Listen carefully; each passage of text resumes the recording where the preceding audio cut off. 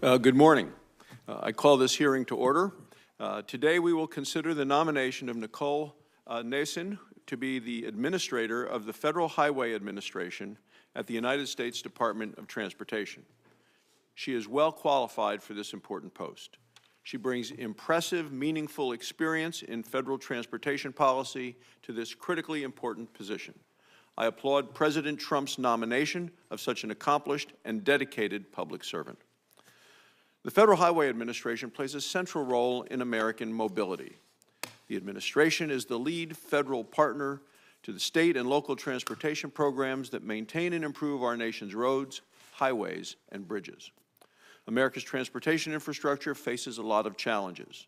For far too long, the Federal Highway Administration has been without Senate-confirmed leadership.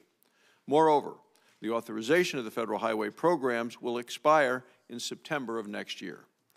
The Congressional Budget Office projects that the Highway Trust Fund will become insolvent sometime in 2021.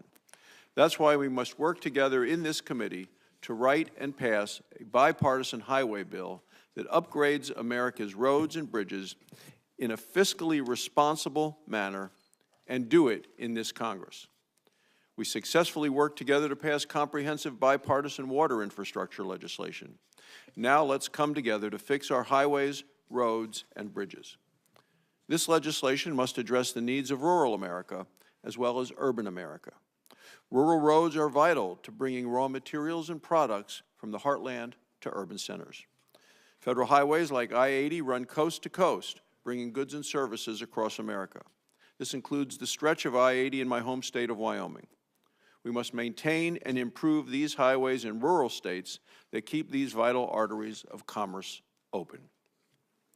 In addition, I strongly support the Federal Highway Program's current reliance on distributing funds by formula to the states.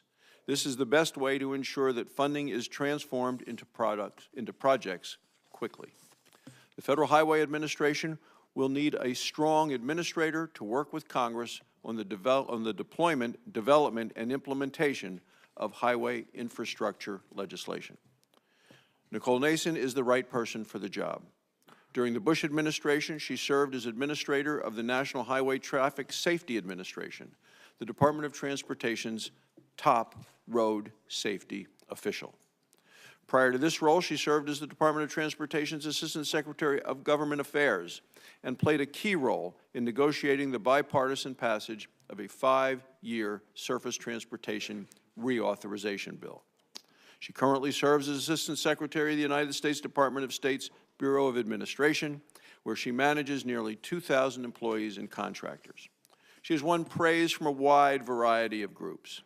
Helen Whitty, the National President of Mothers Against Drunk Driving, stated, "Nicole is a true champion of highway safety and will be an asset to the Department of Transportation as the Federal Highway Administration Administrator.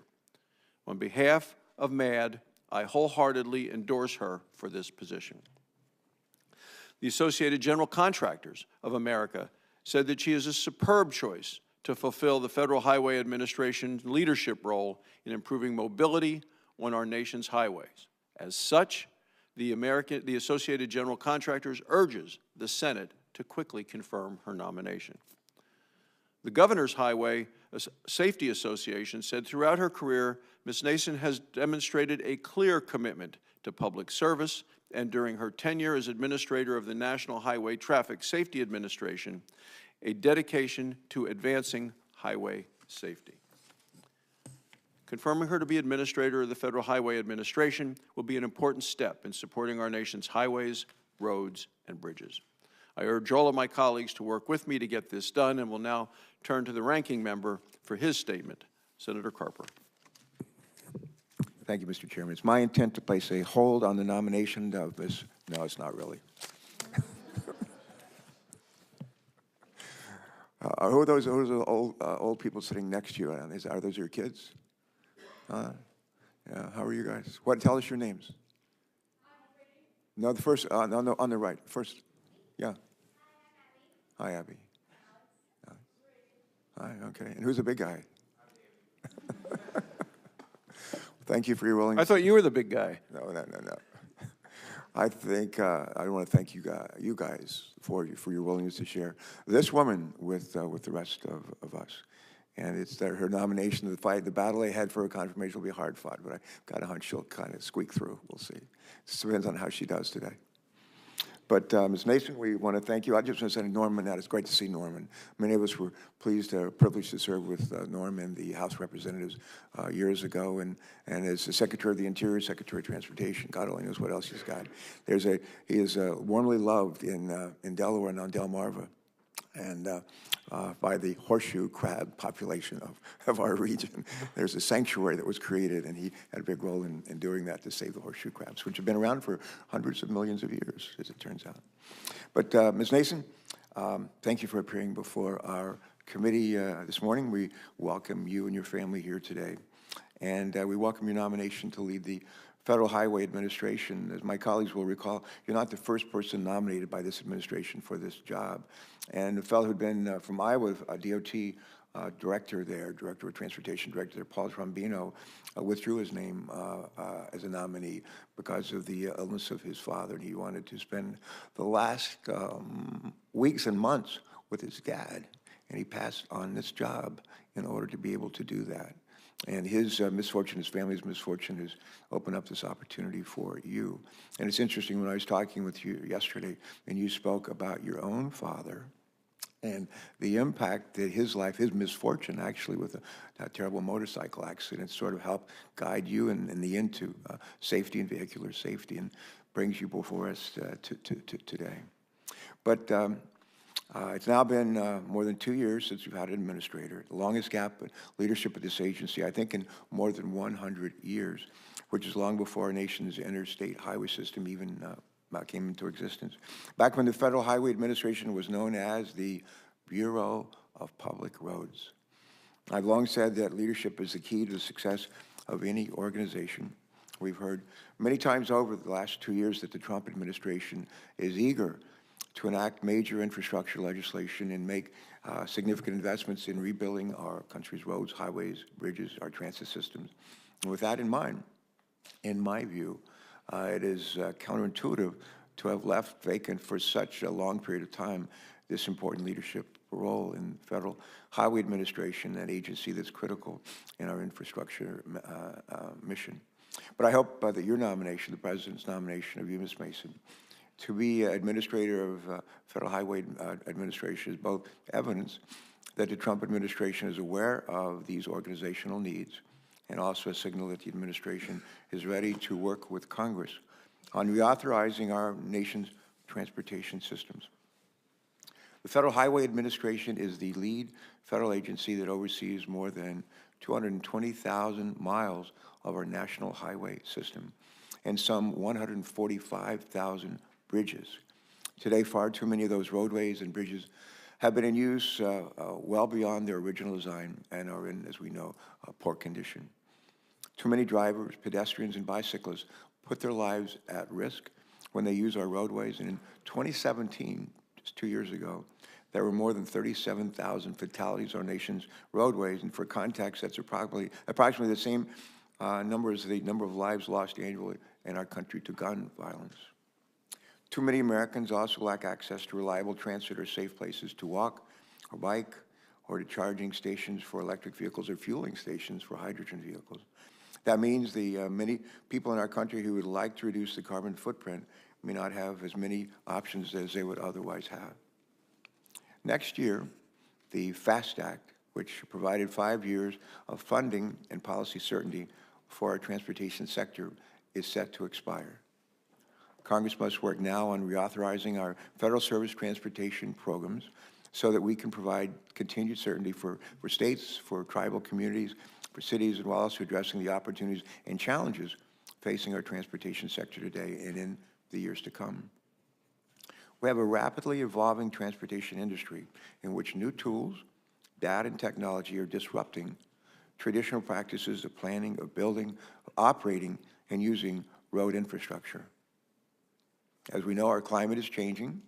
Our vehicles and traffic patterns accelerate and exacerbate that change, while at the same time increasingly extreme weather events and sea level rise wear down our transportation networks. In addition to these major policy concerns, we face another big problem. Our highway trust fund is going broke. Last year, we spent almost $13 billion more from the Highway Trust Fund than we collected in revenues. I'll say that again. Last year, we spent almost $13 billion more from the Highway Trust Fund than we collected in revenues. Next year, that deficit will be even greater. To pay for the FAST Act and for surface transportation, we took $70 billion from our general fund and other programs at a time when our federal budget deficit last year reached $750 billion. I believe we're on target to reach, in our federal deficit for this year, $850 billion, and maybe next year as much as $1 trillion. For the next five-year transportation bill, we will need to find an additional $85 billion just to keep our program at current funding levels. Despite spending more than we collect, we still aren't even spending enough. The backlog of money needed to rehabilitate and improve highways and bridges has grown to $800 billion. Think about that, $800 billion backlog. And while we're thinking about that, let me conclude by saying that I hope Ms. Nason will prove to be a true partner to those of us here in Congress, one who will work with us from day one to address these challenges that I've just mentioned and other challenges in the months and the years ahead. These challenges are great, but so are the opportunities.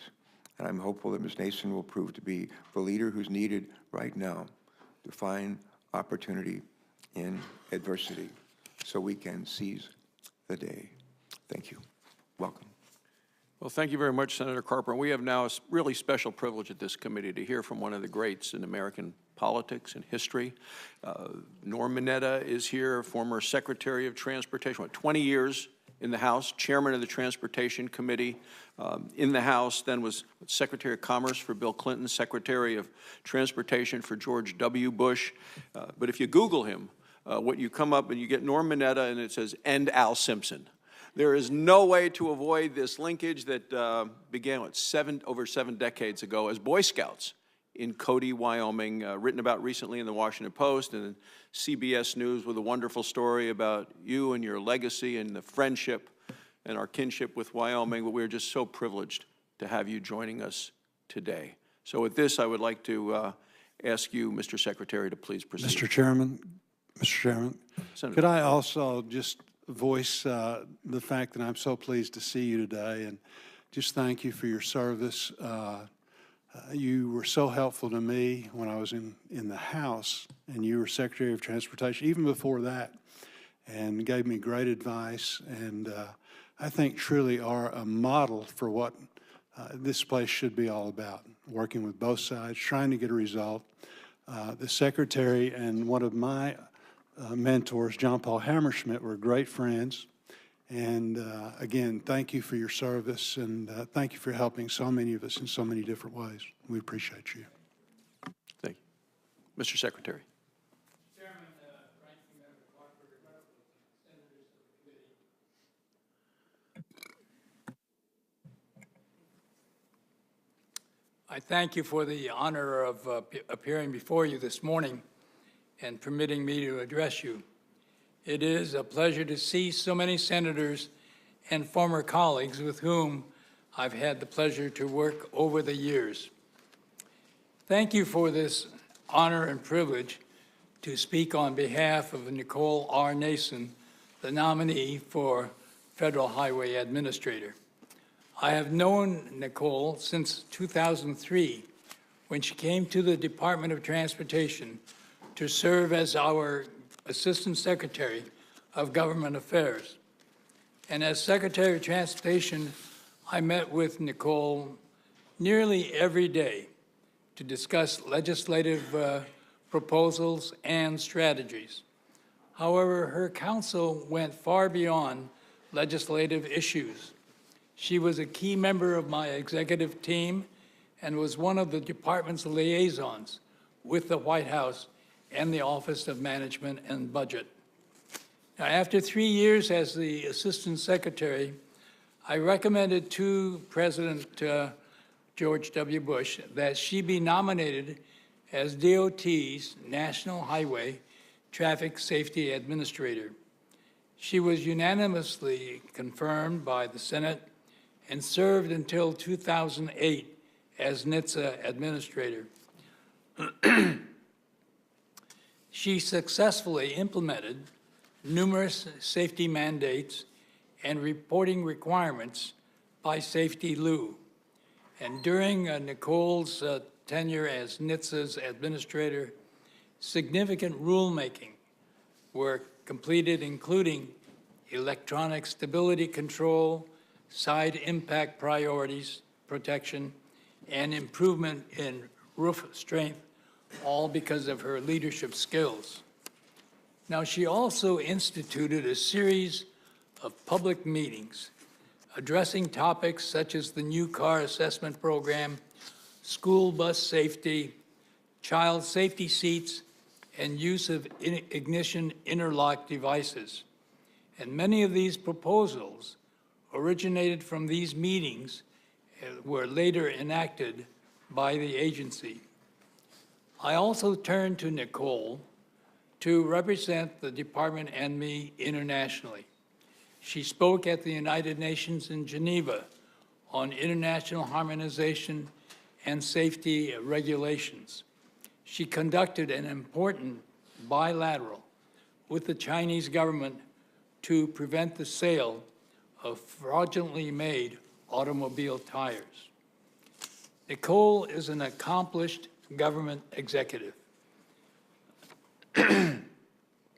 excuse me, an experienced transportation leader, and an individual with a high degree of personal integrity and character.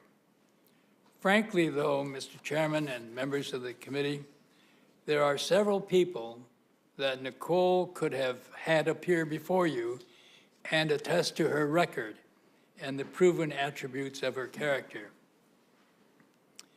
I responded very quickly to Nicole to appear on her behalf because I believe Nicole's nomination is, excuse me, an important opportunity for this Senate and this nation.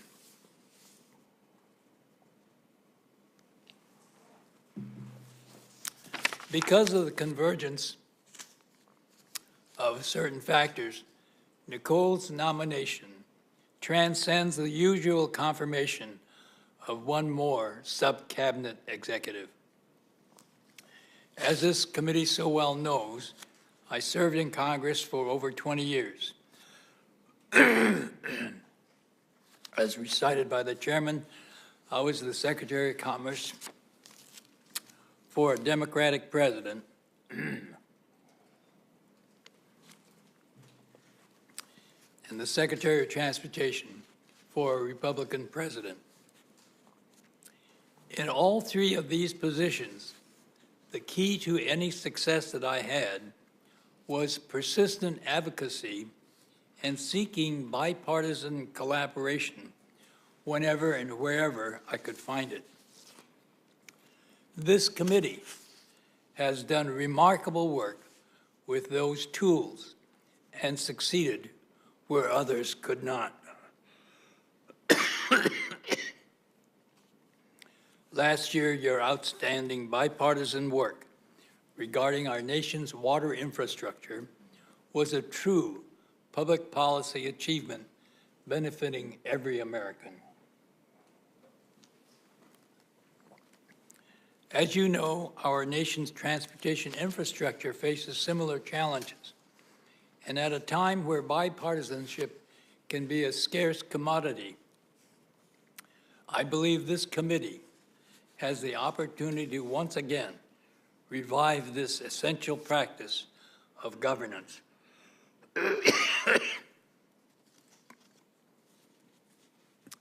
As many experts and pundits have indicated, infrastructure legislation is one of the best opportunities where this can occur. Having Nicole R. Nason at Federal Highway Administration will assist the committee and this Congress in achieving this national need. She will strive to find common ground on a bipartisan basis on which to achieve needed solutions. She will be relentless in seeking opportunities and in the critical work Federal Highway Administration will perform in working with you. She is the right person at the right time for this position, and I know she will not let you down. Mr. Chairman, because of that, I am grateful to Nicole for allowing me to appear before you and this committee to speak in support of her candidacy as Federal Highway Administrator. Thank you, Mr. Chairman, and I would be very pleased to answer any questions senators may have with respect to her nomination. Well, thank you so very much, Mr. Secretary. As you'd said, others could have appeared here to introduce her, but certainly in the opinion of the chair and the entire committee, none more distinguished and none more welcome than you. So we are delighted to have you. We're welcome to stay through the rest of the hearing. The chair nor the committee have any questions for you, but just to wish you very well, and you're always welcome to join us at this committee. Thank you so much, Mr. Secretary.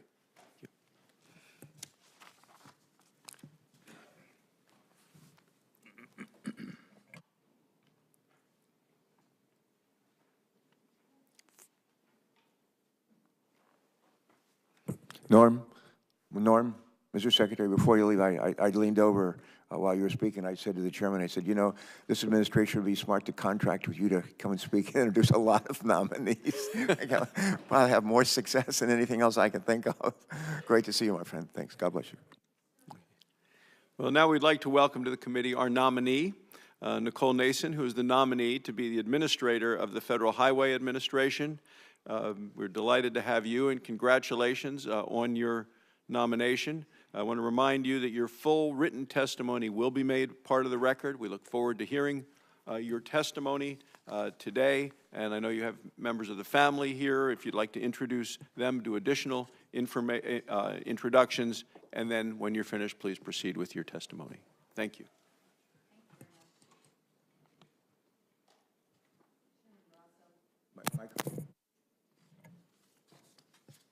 Mr. Chairman, Got it.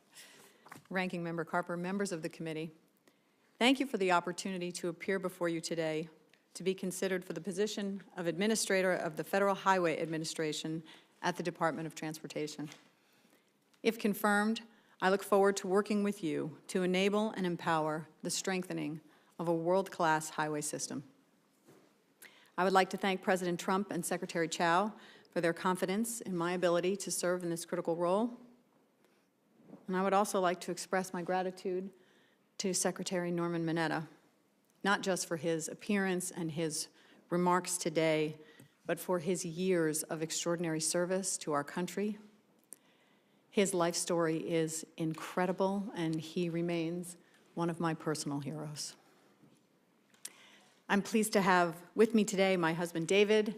I know you met them briefly, but my son, Brady, age 10, and my daughter, Abby, age 14, and my daughter, Alex, age 17. I am grateful for their love and support always, although I recognize that they get to miss school today for this, but I'd like to think they'd come even on a Saturday. Mr. Chairman, Ranking Member Carper, as you are aware, I am currently serving as the Assistant Secretary for Administration at the State Department. My 1,900-plus employees and contractors at the A Bureau manage everything from logistics and shipping to building repairs to all departmental procurement. I love my position, but my heart is in transportation policy. And that is why I was so excited and privileged when President Trump and Secretary Chao invited me to return to my roots at the Department of Transportation as the Federal Highway Administrator. If confirmed, my first priority will be Secretary Chao's first priority, the safety of our transportation system. This focus unites the department across the modes and will remain top of mind for me always. Having served as administrator of the National Highway Traffic Safety Administration and having spent several years on the National Board of Directors of Mothers Against Drunk Driving. I know the grim statistics all too well. In 2017, as the senator noted, there were 37,133 people killed in motor vehicle crashes. This is an appalling number, and I believe the only acceptable number is 0. If confirmed, I hope to focus particularly on pedestrian safety. I would like to work with state and local leaders and members of this body to improve pedestrian and cyclist safety by focusing on improved road design and targeting our most dangerous intersections. Secondly, if confirmed, I intend to work closely with my fellow administrators and colleagues at the DOT. I believe if we are to respond to our serious transportation challenges effectively, we need to work seamlessly. I intend to collaborate with my federal colleagues in Washington, D.C., and all of our state, local, and tribal government partners to eliminate barriers to project delivery and timely success. For example, many new technologies cut across several modes, and I will work with all of our partners on the development and safe integration of these technologies. Third, if I am confirmed, I intend to visit our teams in the field. I would like to go out and meet with state and local and tribal partners to see their concerns and hear their ideas personally. I learned while serving as NHTSA administrator that's important to get out of D.C. and understand the challenges firsthand. Finally, I am aware of the role FHWA will play in the reauthorization of surface transportation legislation, as the Fixing America's Surface Transportation Act will expire at the end of fiscal year 2020. I was proud to play a part in helping shape SafeTLU when I previously served at the department, and I look forward to the prospect of working together on any legislative efforts. As this committee knows well, there is not a one-size-fits-all solution. Mr. Chairman, as the daughter of a New York County motorcycle highway patrol officer, I grew up hearing about highway and vehicle safety. I clearly remember Dad's gruesome motorcycle crash while on the job and his extended recovery at home. His helmet with the crack in the back where his head smacked the pavement and knocked him unconscious was his gift to me when I was confirmed as NHTSA administrator. If confirmed as FHWA administrator, I will proudly display the helmet in that office as well. The helmet was his reminder that there is a person and a family behind all the statistics. A reminder that we can and should always strive to do more. Again, Mr. Chairman, Ranking Member Carper, thank you for allowing me to appear before you today. If confirmed, I commit to you that I will perform the role of FHWA Administrator with accountability to all stakeholders, especially the American public, and I would be happy to answer any questions. Thank you. Well, thank you. Thank you for the incredible story of your father's commitment and service to the people of New York and the people of this country, and to your continuing this legacy and concern. And we're grateful that you're willing to take this responsibility. And there are a couple of questions that you'll get from members here. We ask that you answer those. They'll also have maybe some written questions afterwards. I hope you would respond to the hearing, to the questions throughout the hearing, and respond to the questions afterwards for the record. But there are a couple of questions I have to ask, as we ask all nominees on behalf of the committee. Do you agree, if confirmed, to appear before this committee or designated members of the committee and other appropriate committees of the Congress and provide information subject to appropriate and necessary security protection with respect to your responsibilities? Yes, sir.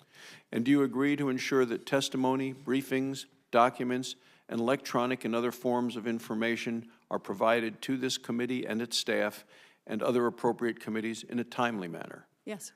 And do you know of any matters which you may or may not have disclosed that might place you in any conflict of interest if you are confirmed?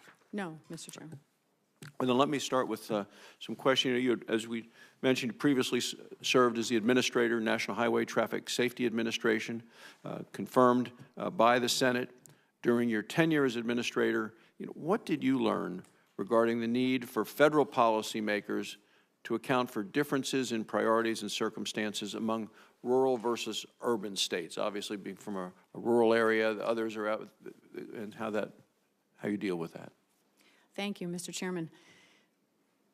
At NHTSA, during my tenure at NHTSA, we were very clear that there are unique needs of rural states and even rural communities. My own state of New York, we always like to say not all of New York is Manhattan. And so there are unique needs where I grew up, infrastructure failings, aging roads, egress concerns, which compared to the challenges of New York City, congestion and other quality of life issues. But so we tend to focus our messaging on a rural versus urban center because they have different transportation concerns, they have different safety concerns. Tribal governments have different safety concerns, and there's one thing we learned at NHTSA, and we had a very specific example of advertisements that we were running. And we learned that you can't take the same commercial, no matter how much time and money you may have spent into producing and packaging it, and expect it to have the same impact around the country. It won't. You have to know the specific challenges of those communities, and so that's something that I think I could bring to FHWA if I'm confirmed. And if confirmed, can we be assured that you will work diligently to make sure that the Federal Highway Administration is sensitive to the concerns of rural states like Wyoming? Yes, of course. You know, many states and others have appeared before this committee strongly supporting the distribution of highway funds by the formula that we've set up.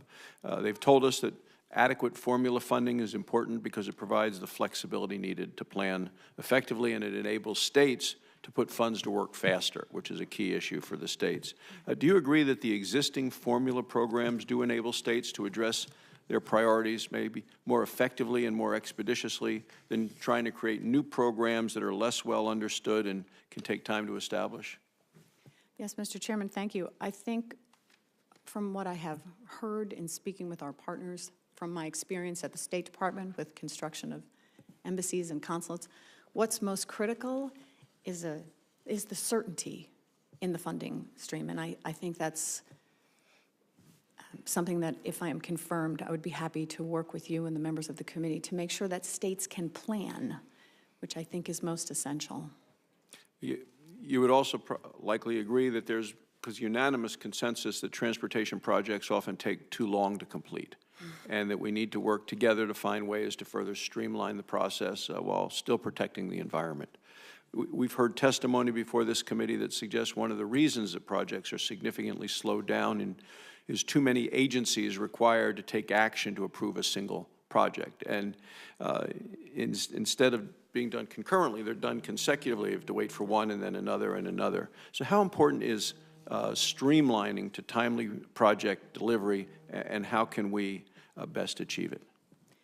Yes, I think streamlining, as you note, is essential for helping to resolve and make improvements more quickly.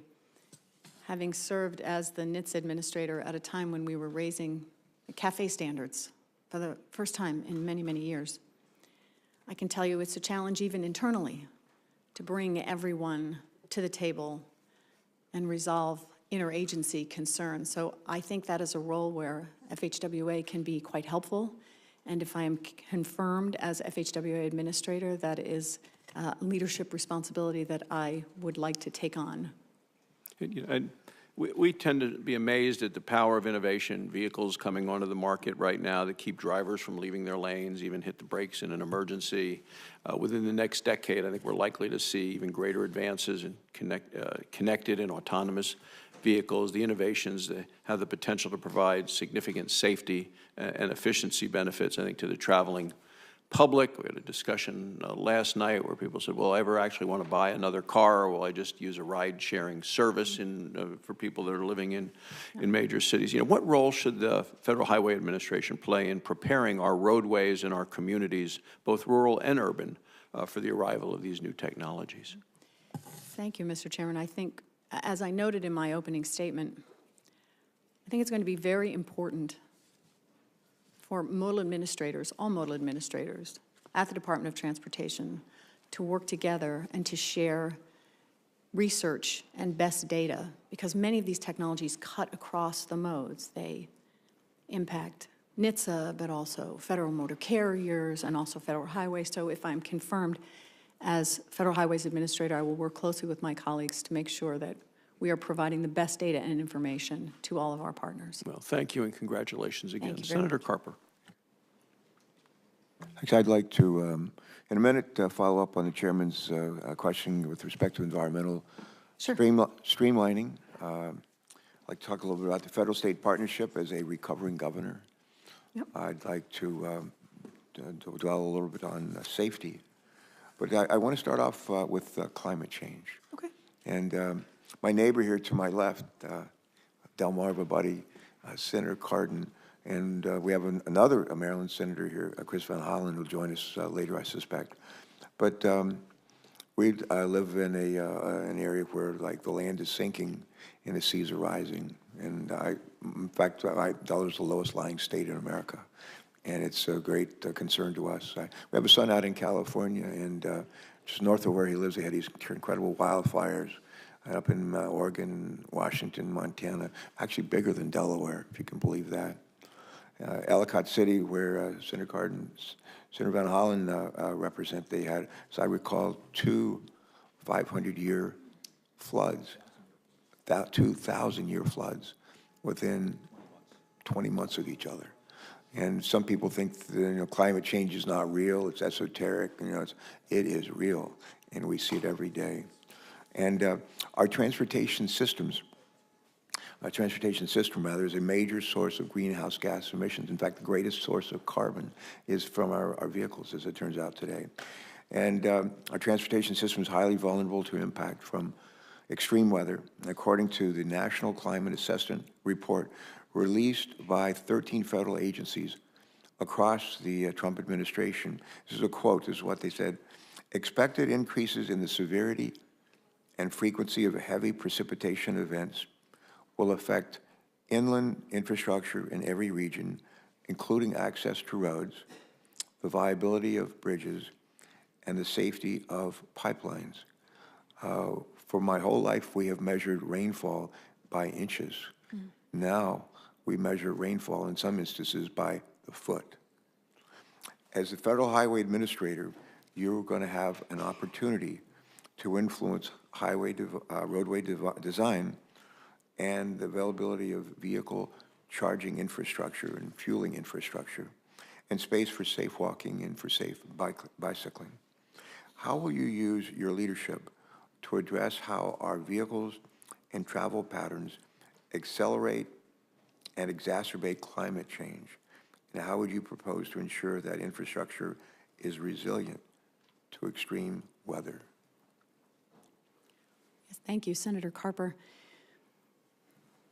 I wrote down when you said our roads are vulnerable to extreme weather.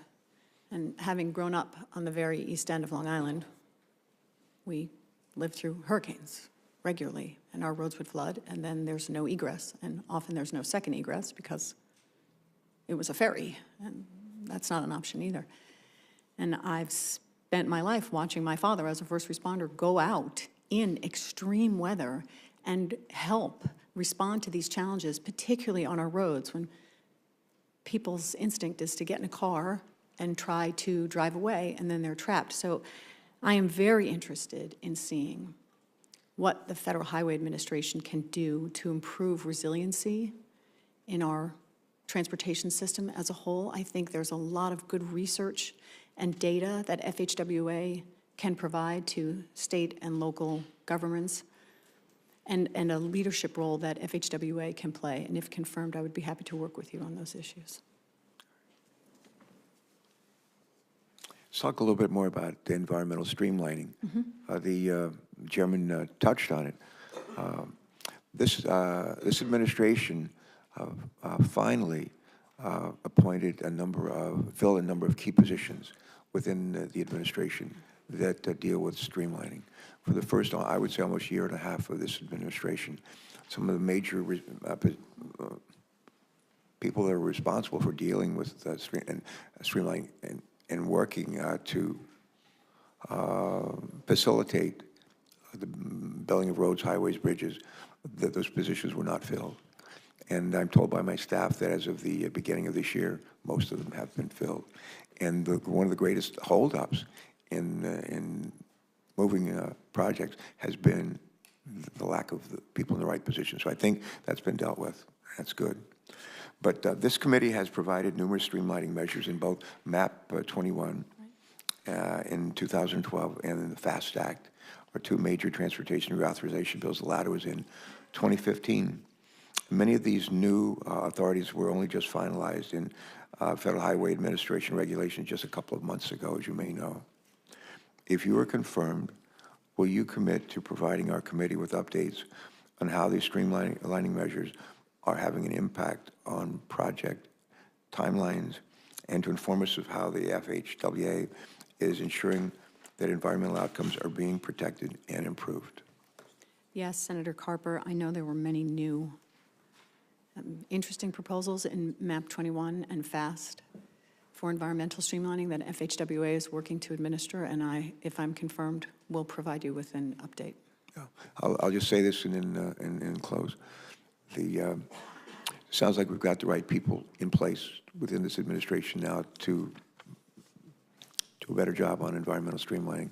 We have spent a lot of time and energy and effort in this committee in the last half dozen years or more writing legislation focused on environmental streamlining. And we need to find out what's working. And we're going to count on you to tell us what's working and maybe what isn't. All right. Thanks very much. Yes, sir. Thank you. Senator Capito. Thank you, Mr. Chairman, and thank you, Secretary Mineta. It's nice to see you again. I want to thank you for your willingness to serve the public, and your career at NHTSA and also at the State Department demonstrates that you are unquestionably qualified for the position. And I would like to thank your daughter, Alex, for her great studied decision to be attending my alma mater, Duke University, next year. So obviously, you're going in the right direction.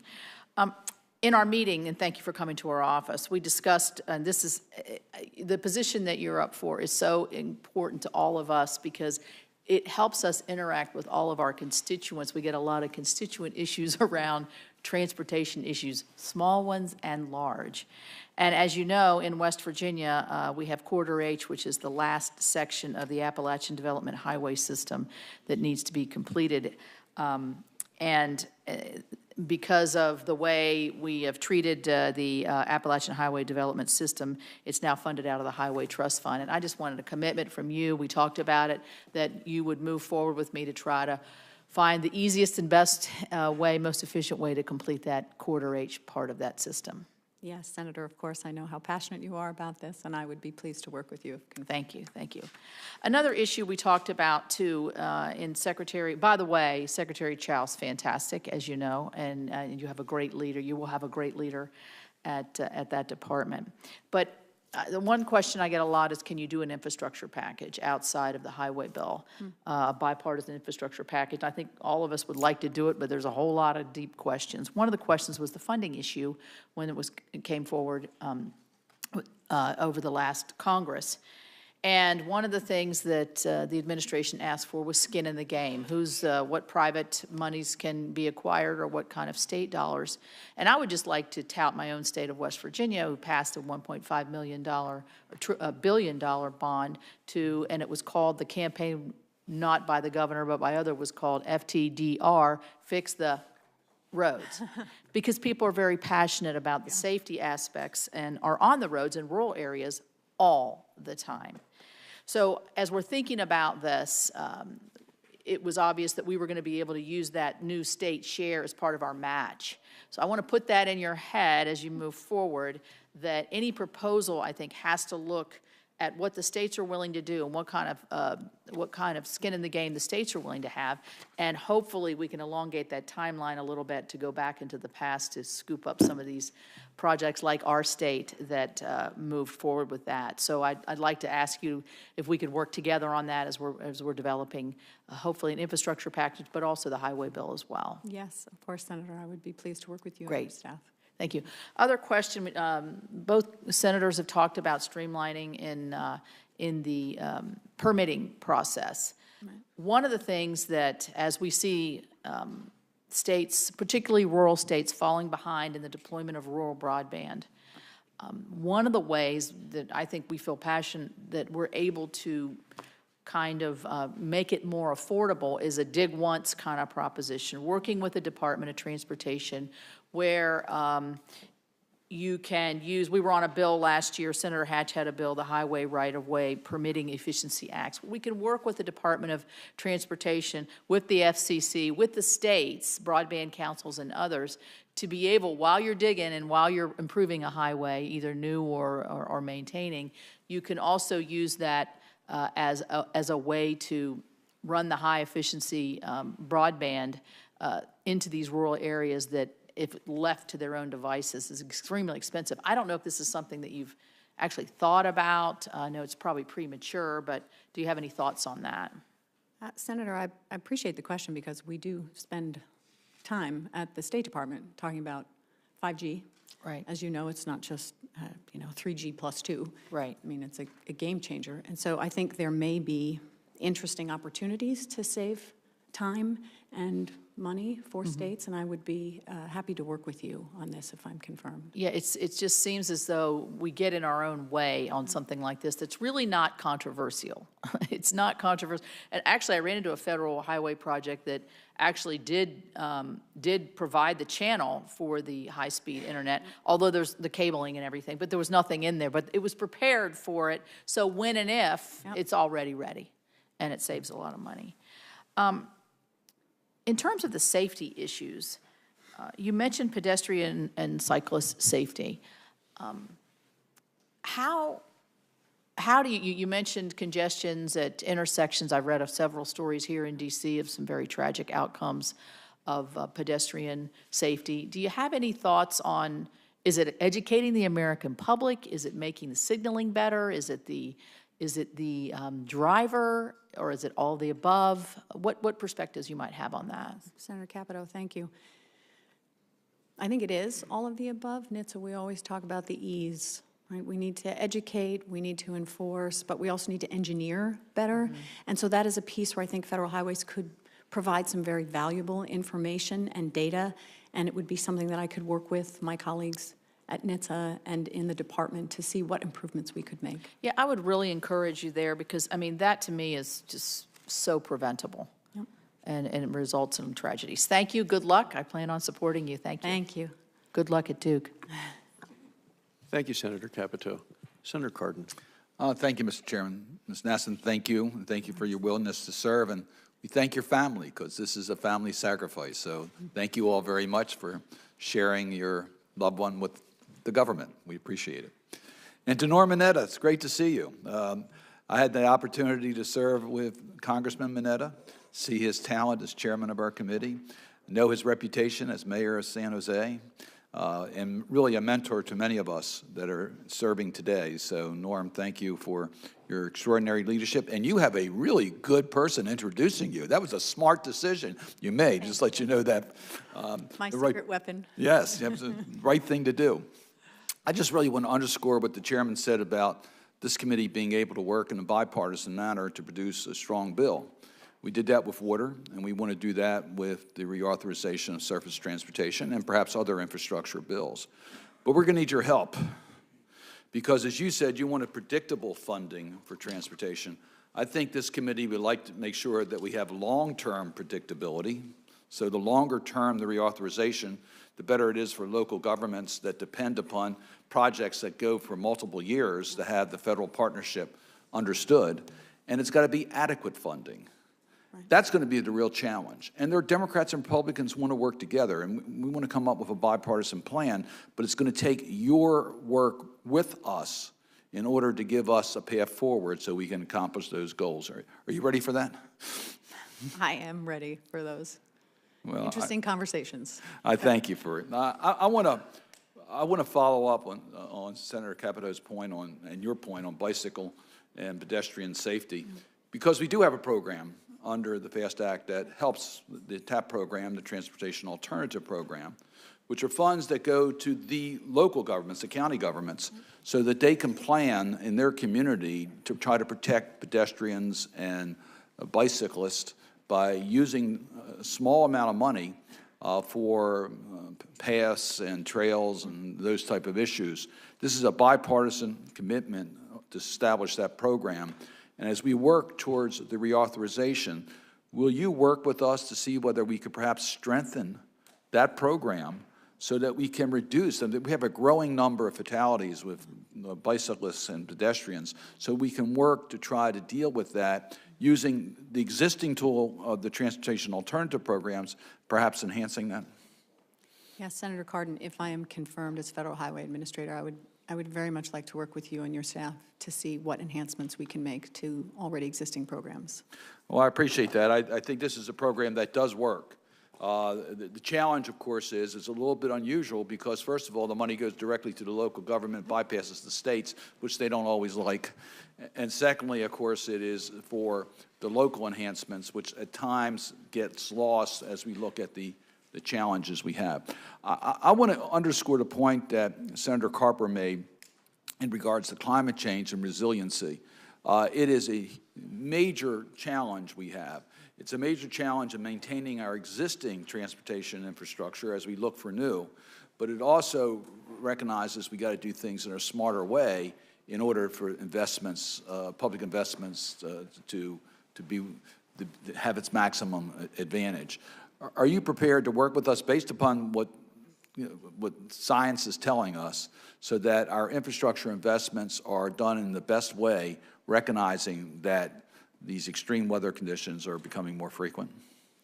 Yes, Senator, I think Federal Highways could be a center of excellence for a collection of good data and research, and I would be pleased to work with you if I'm confirmed. And I want to talk about the multimodal concepts here. Took me shade under 2 hours to get here today from Baltimore. That's a good time. It usually takes me longer than that to get a commute that should be 45 minutes. It usually takes me about 2 hours and 15 minutes. I think it was the weather forecast that kept some people off the roads today, so it made it a little bit faster. But we live in the worst congested area in the country. So we really need to invest in multimodal. We got to get people out of cars into transit. We need to deal with the issues of the commuter rails. We have to deal with all of the above. Are you prepared to use your leadership, if confirmed, so that we have a sensible multimodal transportation commitment to be as friendly as we can to reduce congestion in the most environmentally friendly way? Yes, Senator. People's transportation needs are diverse, and there are a lot of factors that go into choosing how you get from one place to another, from time to cost. And so I would be happy to work with you on those issues if I'm confirmed. I appreciate that, and I look forward to working with you. Thank you. Thank you, Senator Cardin. Senator Brown. Thank you. Pleasure meeting you the other day. I'm from Indiana, and we've done a lot to kind of address infrastructure needs, and it really, you got to look forward. It's a very capital-intensive thing. Our current budget, in the condition it's in, where interest is dominating a big portion of it, but mostly when it comes to the fact that we seem to be the least capable of taking on a big project like infrastructure across the country, just like we were in Indiana, to keep maintenance in line and actually do new stuff. Do you think it's realistic to maintain an 80-20 traditional funding rule to really accomplish, what the nation's needs would be? Thank you, Senator. As you and I discussed, Indiana's made some strong choices regarding investment. And the question of both match and how we're going to finance the next legislative proposal, whatever it is that this committee chooses to do, is one that I don't think FHWA should dictate, but be part of the conversations because, as you note, what works in Indiana does not work in New York. And so I would be happy to work with you as we move forward on legislation to see whether we have the right balance. Thank you. My personal opinion is we're going to have to come up with something new. Okay. In Indiana, we were creative. We did what was called a community crossings program, and that was to challenge counties and cities to actually put skin in the game. Of course, they universally complained about it in its formulation, indicated that that was a state's responsibility. All I can tell you, it's been an overwhelming success. Do you think that states that put more of their own skin in the game should receive some type of priority when it comes to federal funds? They're going to be increasingly scarce. Well, I do think that states who've demonstrated leadership are states that we can work closely with and learn from, learn how they were able to message and what their success was. And certainly a state like Indiana. And I would be happy to work with you on whatever changes this committee decides to make in the next legislation. I'd like to ask you to give some thought to how you think a similar dynamic might work, because it's my opinion that if we're going to address infrastructure needs, it's going to take something different, from what we've had leading up to this point. In general, on infrastructure, it's not only a condition of maintenance, but there's so many new things that need to be done. In your opinion, when it comes to maintenance of roads and bridges, where do you think it's really at on the federal landscape? I can tell you when we looked at it in Indiana, and this was probably back in 2015, almost 0.5% of our roads and bridges were headed in the wrong direction. And until we basically doubled our stream of funding, we were going to let that trajectory continue. So how are you sizing up the federal picture? Is it similar to what we saw in Indiana, or do you think maintenance is less of an issue and new construction might be the bigger challenge? Well, I do think they're both important, but I think maintenance is particularly critical. And it's a place where Federal Highways can be very supportive and provide good information. They do conditions and performances reports, for example, annually on state of our bridges across the country. So not just on a state by state, but how we're looking nationwide and where and how we need to invest. And I think that if confirmed, Federal Highways has a lot of good information that we can share with senators.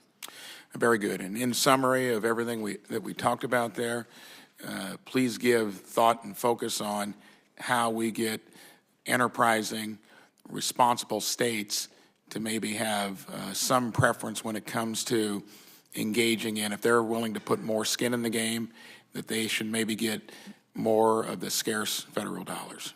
Thank you, and I yield. Thank you very much, Senator Braun. Senator Whitehouse. Thank you, Chairman. Welcome, Assistant Secretary Nason. I'm glad to have you here. Secretary Chow appeared before this committee in May of 2017, and when she did, I asked her how sea level rise is affecting our coastal infrastructure. As you and I discussed in my office, Rhode Island has 400 miles of coast, and the measured sea level rise is a very serious and significant issue for us. The Secretary agreed to look into the issue, and I followed up with a letter to her that I would ask to be made a part of the record of the hearing. Without objection. Before receiving the Secretary's formal response, we managed to get our hands on the draft response, the letter that the career staff sent up to the Secretary's office for her final approval. And then shortly after that, we got the letter from the Secretary's office. When you compare the two letters, you see some pretty significant notable differences, which I have redlined here. One is that the phrase sea level rise here is struck out of the career letter, and the word rise is replaced with variations. The term variations implies wrongly that the sea level rise that we're seeing now in Rhode Island is consistent with natural changes over, geologic time, when in fact, the current rise in sea levels is a direct consequence of human activity, of carbon pollution, and it's occurring at rates that humankind hasn't seen in thousands and thousands of years. And we actually measure this stuff at Naval Station Newport. So there's that change. Then down here, the political staff, presumably in the Secretary's office, struck out environmental conditions such as extreme weather events and climate change. Well, We live in Rhode Island in a world of extreme weather events and climate change, and I think we all do. So what worries me about this is that it looks like we're seeing political censoring for ideological purposes. And I think that the climate denial and the censoring and the nonsense has got to stop. We may have disagreements about what to do about climate change. We ought to be having a bipartisan discussion about solutions. But this business of just striking it out of letters so that it doesn't even come up and we're not even allowed to talk about it is ridiculous. So it forces me to ask you your assurance that you will not censor and ignore the facts and the science in the manner in which you go about your duties as the Federal Highway Administrator. Yes, thank you, Senator Whitehouse. I'm unfamiliar with this issue, and I haven't seen the letter. And I don't expect you to defend the letter or any of this. My point is that this is a continuing problem dealing with this administration. And for those of us that have coastal infrastructure and that are coastal states, to have a Federal Highway Administrator who will pay attention to real facts and real science is a matter of importance. At NHTSA, we always said good data is king. Good. And I am a firm believer in good data, so I can commit to you that we will give you the best possible information. I also wrote down the words political retaliation. That is not something that I have ever accepted either at the State Department or at NHTSA. I've never seen any indications of that, but I can assure you I would not support having staff feel intimidated for any reason. Good. One of the reasons that this is important is this Providence Journal headline from just a few days ago. Climate change, washed away, home values lost to rising sea levels. What the study that formed the basis for this front page above the fold article in my home state newspaper shows is that Rhode Island has lost nearly $45 million in home appreciation values between 2005 and 2017. It is the Rhode Island part of a study that began in Florida and went up the coast through New Jersey. It hit Massachusetts when it hit Rhode Island, so Senator Markey has the same study now. And if you look at all the different states that have been reviewed in this, what was originally a peer-reviewed study in Florida and has moved the same methodology to cover other states, there's a total of $15 billion lost in coastal home values. That is a big deal for these families and businesses, and it can't be ignored. And they're not alone. If you go on to look at their report, pull up the other one. Here's what one of the authors of the report said. Each time we analyze a new state, we see the same phenomenon. Increased tidal flooding leads to a loss in home value appreciation. As sea level rise accelerates, we expect the corresponding loss in relative home value to accelerate as well. I can't ignore that, and I can't allow administration agencies to ignore that either. Go on to Freddie Mac. Freddie Mac is not an environmental organization. It's not a green organization. It's not a Democrat organization. It's a housing organization. And what Freddie Mac has warned is that rising sea levels and spreading floodplains appear likely to destroy billions of dollars in property and to displace millions of people. The economic losses and social disruption may happen gradually, but they are likely to be greater in total than those experienced in the housing crisis and Great Recession. I just want to make those points because it shows how important it is to us to be getting fair and factual and properly based scientific determinations out of our federal agencies, because this stuff is serious and it's big and it's coming at us. Thank you to the chairman for letting me go over my time. Thank you very much, Senator Whitehouse. Senator Sullivan. Thank you, Mr. Chairman, and Ms. Nason, welcome. Thank you for your service. I was looking at your bio, you might not know this, but are you the first potential administrator of the Federal Highway Administration who's a black belt in karate? You know, I don't know that they keep that statistic. I might be. I just thought that was kind of interesting. I would point out she is the first one that actually has a TED Talk online of talking about her and showing in action her black belt abilities. So if you ever have any issues with Senator Whitehouse, I hope you don't have. I yield without the necessity of any application of force. All right. Just thought I might warn him, all right? You got to be careful with her. Anyways, well, listen, I wanted to talk briefly about another area where states lose money, and I think it's really important, and that relates to permitting timelines, and particularly infrastructure permitting timelines. My state, the great state of Alaska, is kind of ground zero on groups that like to delay and slow down and shut down any kind of infrastructure. We're a very resource-rich state, but infrastructure-poor state. Almost 10,000 miles of roads, which probably is not much more than, you know, a lot smaller states in our country. So in what we've experienced, let me just give you a couple examples. The King Cove Road, that's a row out in the Aleutian Island chain. The Trump administration finally approved that. That took about maybe 30 years, 12-mile road, dirt road.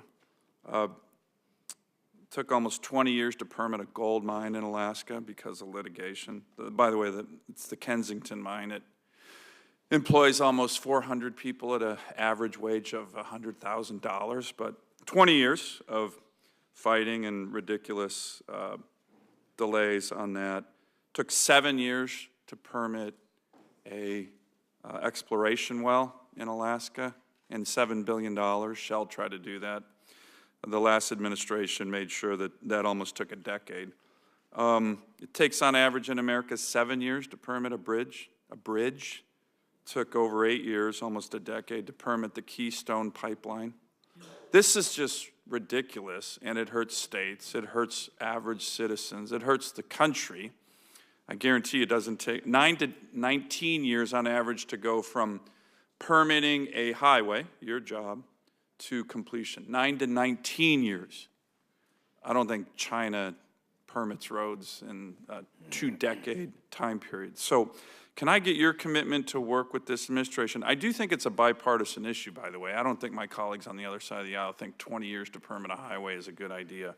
Can I get your commitment to work with this committee on permitting reform in a way that makes sense for the average American? This is not a partisan issue. 7 years to permit a bridge is madness. Yes, Senator, I would be happy to work with you and members of I have a bill called the Rebuild America Now Act. It looks at common sense permitting reforms, particularly for infrastructure and highways, to do what most Americans want, which is not cut corners on the environment, but not take a decade to permit a piece of infrastructure. Could I get your commitment to work with me and this committee on those issues? Yes, Senator, I'd be pleased to review that legislation and work with you. Let me ask, I also want to get your commitment to come to Alaska. Like I said, we have a lot of unique challenges in my state, some of which relate to permitting. There's certain groups that usually don't live in my state that want to make sure you can't build a road in Alaska, even though most states and communities can build roads. They seem to want to make sure we can't build roads. But one of the things, the FHWA recently put out a guidance memo that I'd like to sit down with you and discuss a little bit more. It significantly shortens the timeline on when the construction projects and seasons close. As you might know, in Alaska, we have a really short construction season relative to any other state because of our long winters. So can I get a commitment to work from you to work with me just on some of the elements of that memo, just because I don't think it looks at unique aspects of different states, particularly different construction timelines? Yeah, Senator, first of all, I haven't been to Alaska in many years. I would be pleased to go. with Good, you and your great. staff. I'm We'd happy love to work with host you there. Yep.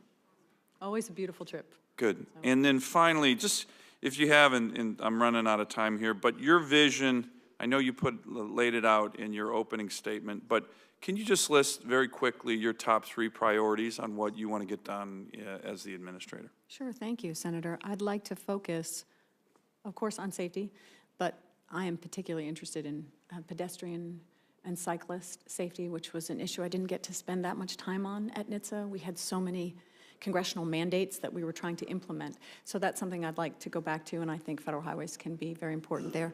I also think there's a lot of interesting new technologies that are very cross-cutting across the modes, and so I'd like to work with my fellow modal administrators to see what the advantages and disadvantages are of these new technologies and how can we implement them safely. And third, I'd like to travel. I'd like to go and meet people where they are. That was very important at NHTSA, to go and visit communities locally instead of bringing everyone to Washington to hear firsthand about the challenges they're facing. So that would be something I'd like to work on. Great. Thank you very much. Thank you, Mr. Chairman. Thank you, Senator Sullivan. Senator Markey. Thank you, Mr. Chairman, very much. Cape Cod, economic pillar, Massachusetts, recreational oasis, but only accessible on land by 2 bridges built in the 1930s by the Army Corps of Engineers. They are deteriorating, and we're going to need some help in order to make sure that we have, in the 21st century, as good a system as we had in the 20th century. The Army Corps owns the bridges. It's currently conducting a study to evaluate options for replacing the bridge, which could cost up to $600 million. The Army Corps' entire budget is only $6 billion a year that they have to use to support every one of their programs.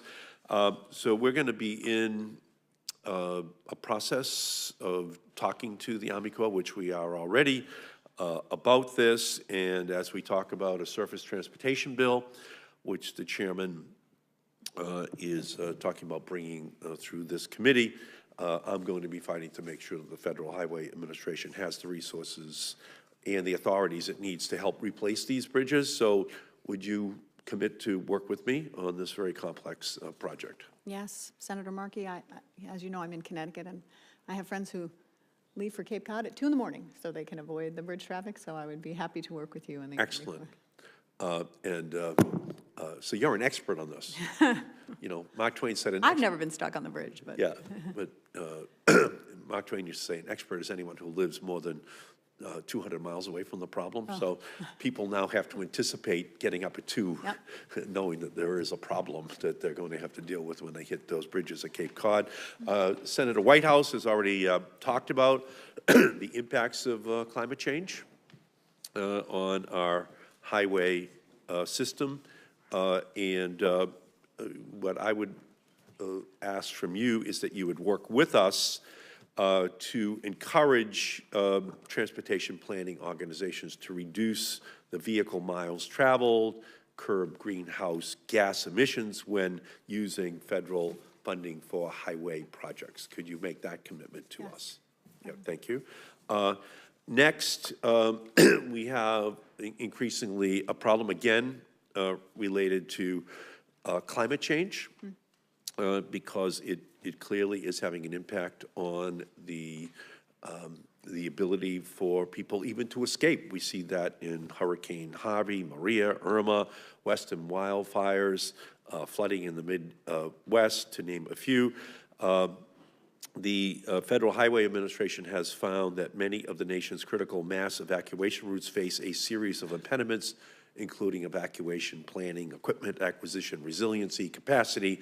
Would you support providing more resources to state and local governments to improve the ability of people to get out of harm's way? Again, Senator, having grown up on the very east end of Long Island and been stuck, and being the daughter of a first responder, I understand how frightening it is for people when they are trapped during any kind of catastrophic weather event. And so I'd be pleased to work with you if I'm confirmed to make sure that we are building greater resiliency into our system.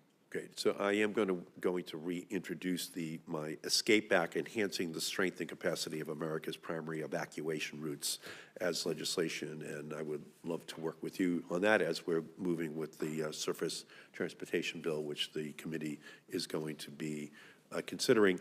And then finally, it's on cybersecurity. It's on the issue of the connected car era that is about to dramatically expand. We already have it, but it's going to be on steroids. Every vehicle will be a computer on wheels and gathering massive amounts of data about each and every person, each and every family, each and every child in those vehicles. Everything that they're doing is going to be inside of a database. But it will also be gathered because there'll be a digitization of the roads, of the bridges, of other transportation infrastructure. So I want to work with you on the issue of cybersecurity as we're now planning the next generation, the 21st generation of all of this infrastructure, because this information historically has just been within the family. Yeah. Now, the government will have access to it as well. Could you talk about that a little bit? Senator Markey, we spend, as the Assistant Secretary for Administration at the State Department, as you know, the state spends a great deal of time talking about cybersecurity, more in closed briefings than open, but it's an issue that, as the Chief Procurement Officer, the whole procurement team is spending more and more time on, thinking about where is our tech coming from, who are the providers, who's supporting it, what data is it collecting, where is it being stored? So I would be pleased to work with you on that. Right. So on the one hand, we don't want Huawei to be compromising the privacy, but we also don't want our own federal government to be compromising the information of people as they innocently are driving the roads, the bridges of our country. I mean, it should be their business, not the business of the Federal Highway Administration, so I want to work with you on that as well. Okay. Thank you. Thank you, Mr. Chairman. Thank you, Senator Markey. Senator Gillibrand. Thank you, Mr. Chairman. Thank you for this hearing. Thank you for your testimony. Ms. Nason, the construction of the highway system remains one of the most transformative achievements in our nation's history. While these highways connected cities and towns from coast to coast and to the global market, the construction of this system too often destroyed communities, particularly minority communities. I have seen firsthand in my state where Robert Moses steamrolled historic neighborhoods in order to build highways that served commuters, often at the expense of those who lived there. Interstate 81 cut through neighborhoods in Syracuse, severing residents from the broader community and limiting their economic opportunity. The I-81 viaduct through downtown Syracuse is now past its useful life, and the state is studying options for replacement. After conversations with community stakeholders in Syracuse, I voiced my support for the construction of a street-level community grid to replace the elevated portion of I-81 as a way to revitalize all of Syracuse's downtown and connect all of the community to opportunity. Communities across our country face similar decisions as our infrastructure continues to age. This creates real opportunity to learn from the mistakes of the past and reimagine how we build a transportation infrastructure to be more equitable. What role should the federal government play in addressing the past federal highway projects that marginalize some communities, especially minority communities? Thank you, Senator Gillibrand. As a New Yorker, I certainly know who Robert Moses was. I've been stuck on that parkway. And I agree that the system was transformative. And I think Federal Highways is in a place where, not to dictate to state and local governments, but to make sure that we're working with MPOs and state and locals, that we're planning for connectivity of all communities and to help provide good information and the best data possible so that states and local and tribal governments can make better decisions about making sure that all communities are connected and benefited. That sounds good. What do you think the nation can do to prioritize economic and environmental justice in our transportation planning?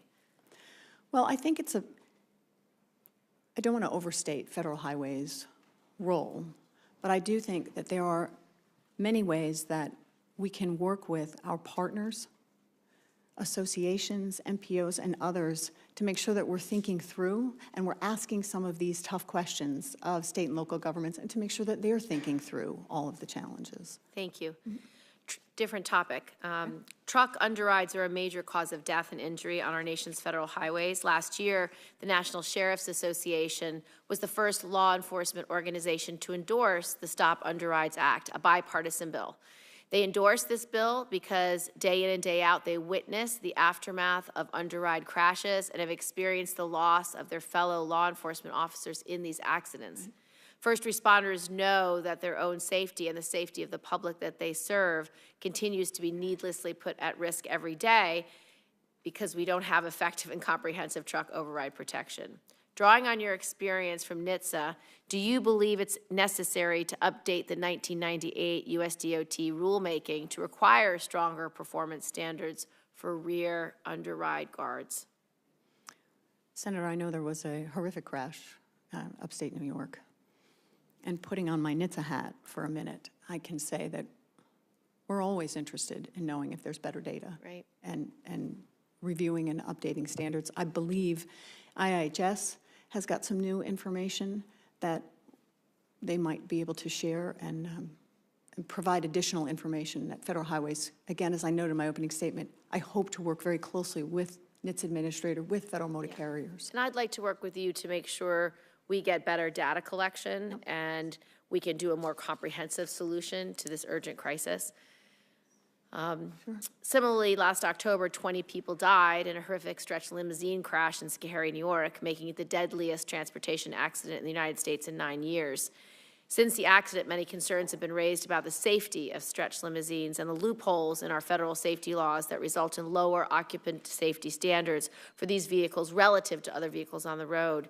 Additionally, this accident occurred at a notoriously dangerous intersection on New York State Route 30. If confirmed, will you work with states and local officials to ensure that dangerous intersections are a top priority? As well, will you work to ensure that FHWA is doing everything possible to respond to local concerns about safety of potential dangerous intersections and to make sure communities can mitigate those dangers that exist? Yes, Senator, that was a horrific crash. And I would be pleased, if confirmed, to have FHWA work with state and local governments regarding dangerous intersections. And I'll submit my last two questions for the record. Yeah. One is about using local workforce to do large infrastructure projects, and the second is to talk about extreme weather and climate-related events having a huge impact on our transportation infrastructure. And I'll submit those for the record. Okay. Will you submit answers for those? Yes, Senator. Thank you very much. Thank you, Mr. Chairman. Thank you, Senator Gillibrand. Thank you. Senator Carper. Thanks, Mr. Chairman. Mr. Chairman, I ask unanimous consent to submit for the record the January 2018 GAO report entitled Highway and Transit Projects into the record. As it relates to environmental reviews, GAO notes it had previously reported that 99% of projects are not being held up by complex NEPA reviews, and Federal Highway Administration officials expressed that categorical exclusions still constitute the vast majority of NEPA reviews for highway projects. I ask unanimous consent. Without objection. Thank you, sir. A couple of just short questions that invite a short answer, okay? Yes. You up to it? All right. Do you agree that the federal-state partnership is a critical cornerstone of the federal aid highway program, and can you commit to continuing and even in strengthening that cooperation between FHWA and its state, local, and tribal partners? I agree it is a critical partnership. Thank you. It's another hard one. In 2017, the most recent year for which data are available, nearly 7,000 non-motorized users were killed. What will you do as FHWA administrator begin dramatically lowering these unacceptable numbers? Yes, Senator, thank you. I think that may not be as quick, but I do think there are plenty of places where FHWA Give us a couple of examples. can be supportive when we talked about pedestrian cyclist safety, but most important in my testimony, having served at the department, I know how important it is for modal administrators to work together and to share information and data, and I think FHWA, when focusing on safety, needs to work hand in glove with NHTSA, with Federal Motor Carriers, with even rail partners to make sure that we're addressing the problems and we're providing good information for solutions for our state and local and tribal government partners. Mm-hmm. Yeah. Sort of a related question. Highway network is a crucial means of travel, as we know. However, it's also just one component of a much larger and more complex transportation system. What are your plans, or what would be your plans, to modernize our highway system in a way that seamlessly integrates into modes such as transit, such as rail, aviation, water, and active transportation? I think having that multimodal conversation is going to be essential, and I trust that this is something that this committee will be talking about as we move forward on legislation.